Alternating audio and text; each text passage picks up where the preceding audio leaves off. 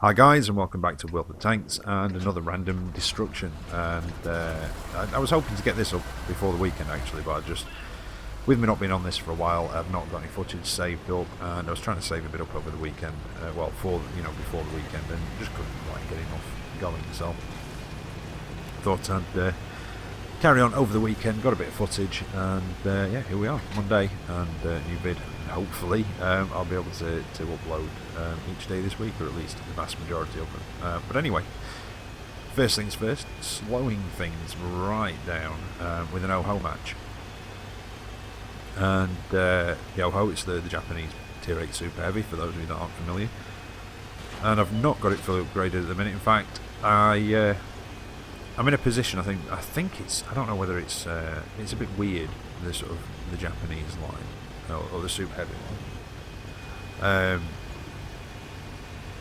I did go through the Japanese medium line up to the Tier 9, and I meant to have a look. I don't think any of the engines are shared. But when I got to this one, I basically had to just grind out 37,000 for the first pack, and then that unlocked all the other packs. So I think it's more to do with I was just sort of getting the gun, and I think the engines might be the same as on the Tier 7. But anyway.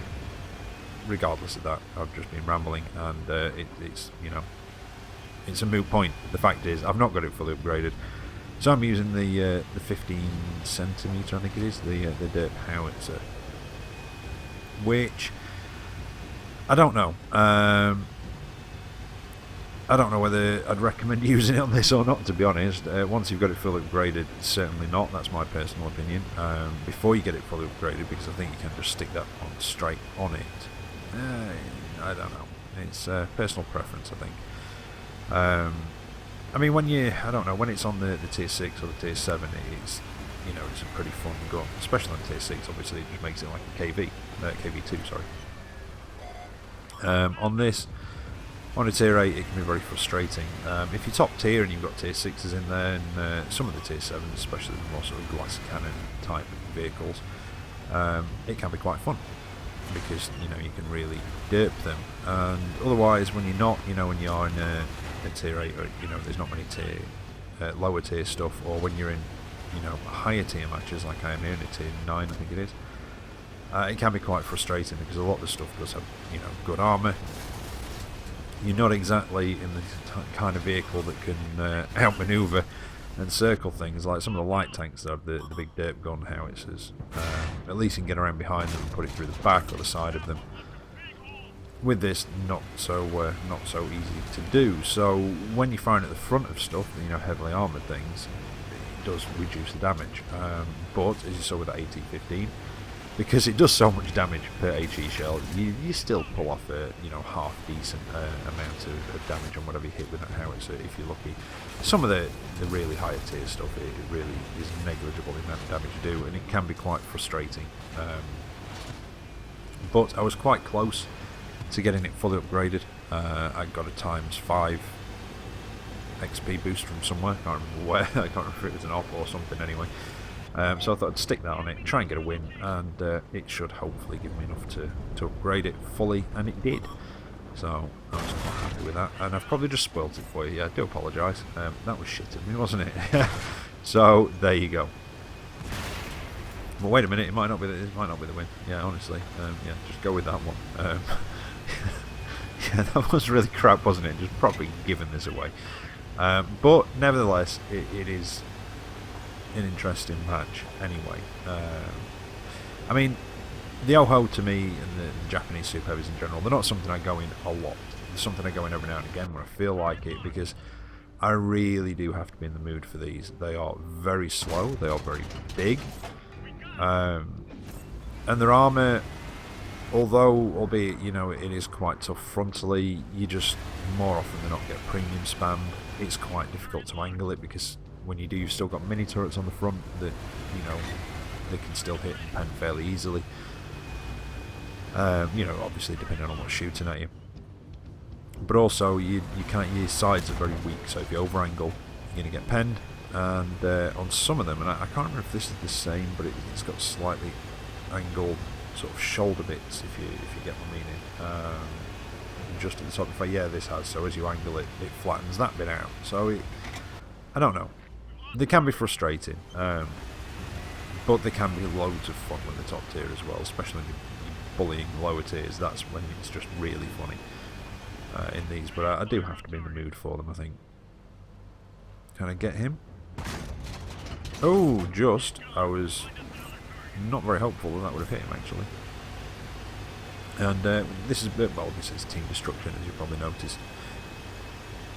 And I've spent most of my time so far getting down to one end of the map, and now I'm going to have to make my way back up towards the other end of the map, which is never fun in something as slow as this. People have been through the VK 101P, Motion, etc. You know, you're going to be familiar with this sort of thing, and it can be annoying because you can't react to the locations of enemy tanks like you could in most of the mediums. You know, not all the mediums are particularly quick, but most of the mediums, you know, they're quick enough for you to be able to react. You know, if you'd have come through the town, for instance, if you're in a quicker medium in this, you know, come through the town, kill stuff, and then you see everything back up the other end of the map, you can zip back up there and try and do something about it. In one of these, it's very slow, very ponderous, and you've just got to try and make your way back there and hope that whatever's there can just hold out and you know, keep the enemy at bay until you can get there to hold them off. And at the moment, you know, there's only me, there's a light tank, and there's the Motion, he's still here, and we have our arty. And I'm trying to get back up to the Motion because there's not many of us left. Obviously there's no cap. Oh, again, very, very lucky with that shot. I was hoping it might do that because otherwise he was going to give that Motion a bit of trouble getting right up behind him like that. So yeah, I mean, for instance, if I was in this situation, I was near the enemy cap. We're in this situation where most of the enemy team were up the other end and somebody's holding them off. In a tank like this, if I was close enough, I possibly would have gone for cap to try and put the pressure on, try and force them to come back, etc. I don't know. I mean, I'm only sort of theorising because there is no cap. And because of that, that's why I'm trying to get back to the Motion, stick together. It's a team destruction. And with us both being big and slow and not very good at turning, if anything can get around us or circle us, we're going to be in trouble on our own, whereas together, you know, we can hopefully hold them off. So that's why I'm trying to get back. And this is where it all sort of got a bit more interesting because the enemy team are all sort of up this end. They're trying to surround the Motion. They now know I'm on my way back. I think they probably knew that beforehand anyway, but you know, I think they were hoping to get the Motion on his own and then probably come and hunt me down. And now I've got to try and keep these guys off the back of that Motion. And again, I'm taking some risks with this howitzer. I'm not fully aimed. It's not the most accurate gun, even when it is fully aimed. But RNG does seem to be on my side quite a bit. And can I get him? I'm going to go for it. And as I pulled the trigger, it's one of those where you pull the trigger and you let go a little bit too late. So even though you've let go, it still kind of fires. And he hit a rock. Otherwise, that probably would have got him. Now, I tend to use, I know auto aim, some people aren't happy with it being in, but the way I kind of use auto aim is to get the initial lock on, as you saw there with that T95E2. Used auto aim and then look down the barrel to actually, you know, refine my aim, so to speak. So that's kind of what I use auto aim on. Occasionally, if I'm feeling very, very lazy, I might sometimes just lock on and fire.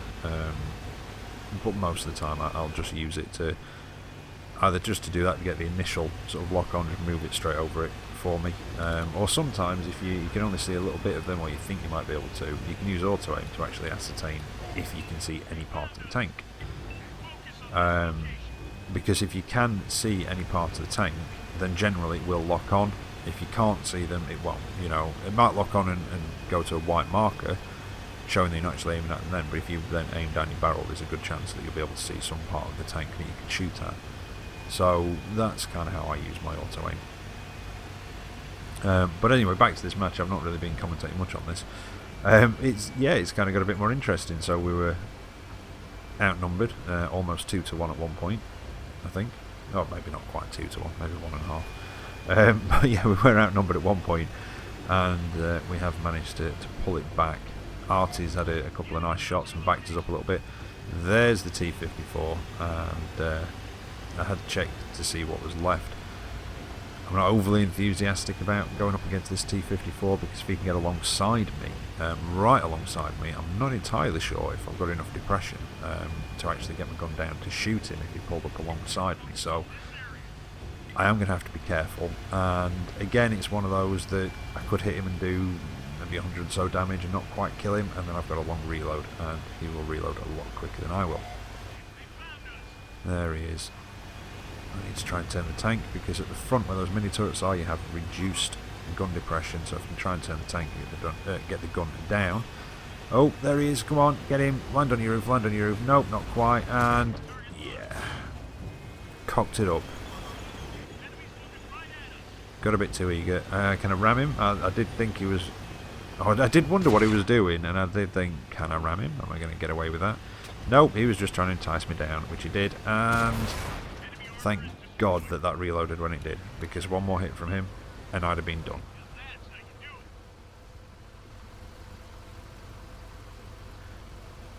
There you go. And yeah, that's the best match, or the most entertaining match I've had personally in the OHO for a long time. Not a great amount of damage, not a great amount assisted or anything like that. So you know, not a particularly spectacular game damage-wise or anything like that. But I did enjoy that game, and I just thought it'd be worth showing. 10,000 XP, don't get too excited. Like I say, stuck ×5 on, and I think the 100,000 silver, or 100,000 of the silver, came from an op. So, again, not the best damage I've ever had in it, but possibly the most fun game I've had in the OHO since I got it, actually. You know, I've had higher damage games, but they were just a bit meh. You know, you pop out, boom, yeah, pop out, boom. You know, that sort of game where it almost feels a bit too easy. But there you go. Anyway, something a bit different here. Not quite a review. I just thought I'd stick it in, and it's worth noting. The VK6501H, I think it is, if I remember rightly. Came out while I wasn't playing the game, but I did see it in the premium tech tree, and it was for sale, and it was on offer. And they thought about 30% off, I think it was. So instead of being about 1,500, is it? Gold? Yeah, instead of being 1,500 gold, I think it was 1,050. I had a bit of gold on my account, and I thought, do you know what? Why not? And one of the reasons I bought this, actually, because I had been sort of umming and ahhing about the Panzer B2, because it's just a bit of fun, which is obviously the captured German version of the French B1. And the reason I went for this, partially, other than it being on offer, is because the fact that a lot of the ops you now have to do in tier 5 or above instead of tier 3 and above tanks, which they stopped because there were a lot of people that were just jumping in sort of seal clubbing tanks, running around in tier 3 and just hammering out, you know, points on ops. And I've got to be honest with you, I've been guilty of doing that a couple of times myself, not so much in seal clubbing tanks as such, but just when I wanted to get an op done, I'm a bit fed up, and it's sort of points-wise, it's just like, oh, sod it, just jump in a tier 3, hammer around, get some points knocked out, and get on with it, that sort of thing. So they've kind of put a stop to that, and now most of the ops are tier 5 and up. So I thought I'd pick this up, and just mention it really while we're sort of showing it in a little video, and it's alright, it's slow as hell, you know, it is very, very slow. But it's not, you know, it's not bad. Its armour is pretty nice. It's a tier 5 heavy. It's got 80mm of armour all round. It is quite boxy, you know, like the Tiger and the VK3601H, but that means you can angle it fairly easily. However, it does have a mini turret on the front left-hand side, which, if you're up against one of these that's angled, try and go for that bit. Although again, it is still quite thick armour. You know, and that armour is made up for by being, you know, quite painfully slow. And its gun is okay, it's not great, in fact, yeah, it's basically, I mean, I'd call it a medium tank gun, even at tier 5, it's not quite as powerful as a gun you get on a Panzer IV-H, so you're looking at 108 pen, and 110 damage, 15.3 rounds a minute, aim time's not bad at 1.9 seconds, and your dispersion, again, it's very workable at 0.38. Now what I'm doing here is actually pushing that wreckage out in front of me, to give myself a bit of mobile cover. mostly against the Ram 2. I don't like Ram 2s. They're not bad. You know, I don't like them because they're crap. The armour is a little bit trolly. Sometimes it can really let you down. Other times it can really help you and hold you up. And it's just got a nasty little gun on it. It's got a very good rate of fire. Very similar to Matilda 1. Now this does get preferential matchmaking as well, which was actually the tank that made me realise that it changed the things on the preferential tank matchmaking now with platooning. Which is a bit frustrating because I'd got, you know, tanks my son was wanting to go through tier 4, I'd got tier 5 preferential matchmaking tanks, so in the old platooning sort of method we could have platooned up. He would have been in tier 5 matches, earning a little bit more XP, you know, etc. Now you can't do that. If I went in this and obviously tried to platoon up with somebody in a standard tank, it just gives me standard tank matchmaking, so it's a bit frustrating. But still, I kind of enjoy this tank. It's just a bit of fun. It's not something that I'm going to be like, you know, really grinding out, cruising and stuff like that. Although, you know, I may have a go. But you do have to rely on premium ammo in this quite often in tier 5 because of things like bogey tiers, which I'm coming up against now. Because your standard ammo with 108 pen just doesn't cut it. Get close enough to side, you know, flat side on, you might do. But it is tricky to get through the side of a bogey tier with this gun, even when you are flat on. And again, with the back end, you'd be alright, but any other way, sort of, you're going to have to use premium ammo, so do carry a fair amount in it. But I just thought I'd have a little highlight of the 6.508, so it's alright. If you like that sort of thing, it's obviously not going to be for everybody because it is painfully slow, but I just thought I'd give you a little bit of an opinion on it. Again, not so much a review, just a bit of a talking about it, in a way. But there you go. I hope you've enjoyed those. I know those games probably aren't going to be for everybody because they are in slow tanks, especially the first one in the OHO. You know, not everybody's going to be into that sort of game, and probably not even that one as well. But nevertheless, I hope those of you that are into that sort of tank, you've enjoyed those games, and indeed enjoyed those videos. So I'll be back hopefully tomorrow with another video for you. So until then, take care out there, and I'll catch you next time. See you later.